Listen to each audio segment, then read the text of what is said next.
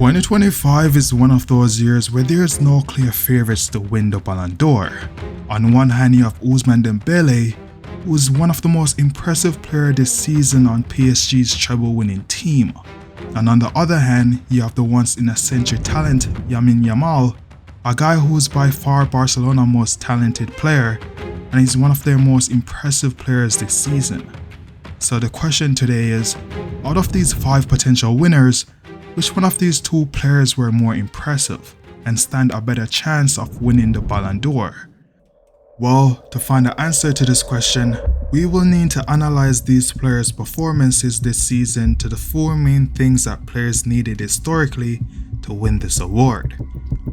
One of the easiest category to start with in context to this season, which is their performances, a large majority of viewers, casual or otherwise, thinks Lamine Yamal is the most impressive player in the world this season. And if you watch him work his magic for any meaningful amount of time, it is really hard to argue against this. His touch, passing and understanding of the game is on the level of a seasoned player, and his aesthetics when playing is what gets most people excited when he's on the field. And this is even without talking about the fact that he's only 17 years old. There is only 2 players in history that I know of that were playing like this at his age, and that is Pele and Maradona. And to be in the same sentence as those guys should already be enough to show just how crazy times are getting. Now, on the other hand, you have Ousmane Dembele, a man who is considered one of the more technical players in the world, whose form and technique on the ball this season is on a whole different level, especially in contrast to his time at Barcelona. Picking a winner here really just comes down to public opinion, seeing that most people tend to like players that looks better when playing, gravitating to their aesthetics when manipulating the ball. So there is really no argument here. Yamal is clearly the winner, as he is one of the most popular players in Europe at this point. But even the numbers justify what most people are seeing with their eyes. Based on the numbers, not only is Yamal the better dribbler, making more attempts with a higher conversion rate, he's also better at passing and is more involved in each game that he plays. So this category for sure goes to Yamal. But can we say the same for his statistical impact, which is another extremely important factor when determining the Ballon d'Or winner? Well, there is 2 ways you can look at this. In a direct comparison, Ousmane Dembele is by far the winner statistically. Not only does he have more goals than Yamal throughout the season, he also has more goal contributions when compared to him. And this isn't even limited to Yamal either. Dembele is one of the best performing players in Europe this season, and there's really no debate about it.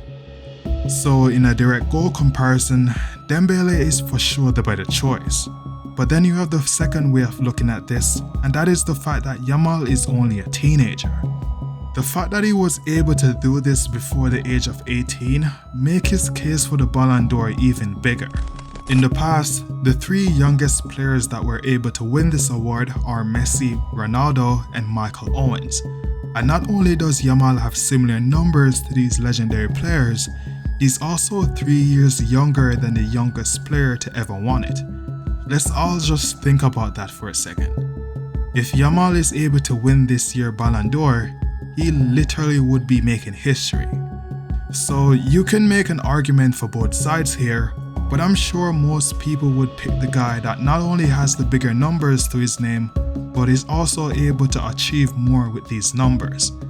Trophies won will be another thing that will be in Ousmane Dembele's favor, because not only was his team able to win their first treble this season, winning the Champions League, Ligue 1 and the Coupe de France, Dembele's goals were a big part of the reason why PSG performed in the way that they did. And while the same can be said about Lamine Yamal and his team, Barcelona was only able to win domestic competitions, missing out on the Champions League final by a shocking defeat to Inter. The only thing that's left is who could potentially paint a better picture historically when looking back. This is something that most people think about subconsciously, and is also something that the organizers will be looking at. In Yamal's case, he would be cementing his name in history as one of the greatest young players the game has ever seen. And his win would also signify the start of a new era in world football. But on the other hand, you have a player that was riddled with injuries at his time at Barcelona and was marked as a flop by a majority of the public for the longest. But now, not only is he on top of the world, he was also able to achieve something even Messi, Neymar and Mbappe wasn't able to do.